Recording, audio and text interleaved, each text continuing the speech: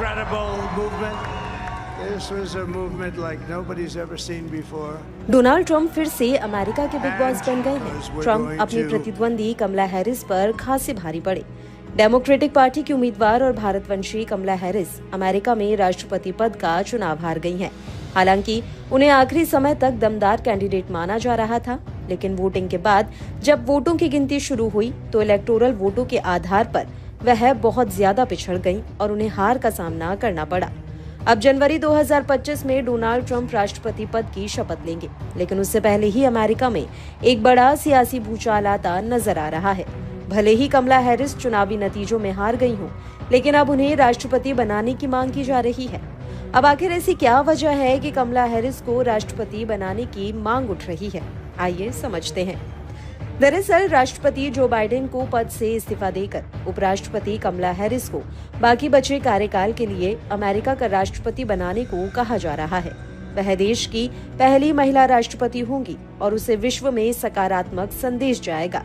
ये बात उपराष्ट्रपति हैरिस के पूर्व संवाद निदेशक जमाल साइमंस ने कही है।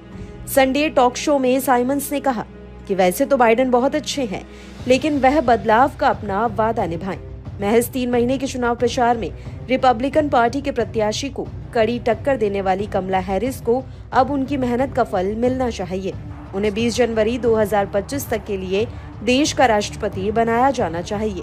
इस निर्णय से देश की महिलाओं में नई जागरूकता आएगी। चुनाव बीतने के बाद अमेरिका में प्रचार के समय के बदले चुकाने का सिलसिला शुरू हो गया है।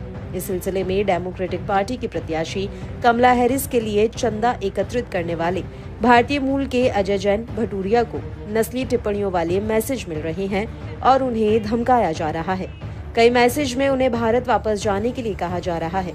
संदेशों में भटूरिया से कहा गया है कि तुम अभी भी भारतीय हो, तुमने अमेरिका के लिए कुछ नहीं किया है, इसलिए वापस जाओ।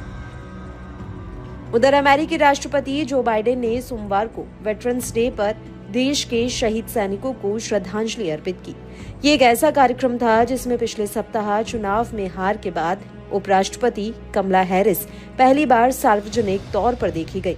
डेमोक्रेट्स अपनी हार के बाद दर्दनाक आकलन कर रहे हैं। उन्होंने हैरिस की हार के कारणों पर आत्ममंथन शुरू कर दिया है और कुछ निजी तौर पर दोषारोपण भी कर रहे हैं। दूसरी ओर रिपब्लिकन ने अपने नए प्रशासन के लिए वफादारों के नाम बताना भी शुरू कर दिया है। उन्होंने घोषणा की है कि वे कट्टरपंथी आव्रजन अधिकारी टॉम होमन को बॉर्डर की कमान सौंपने वाले हैं।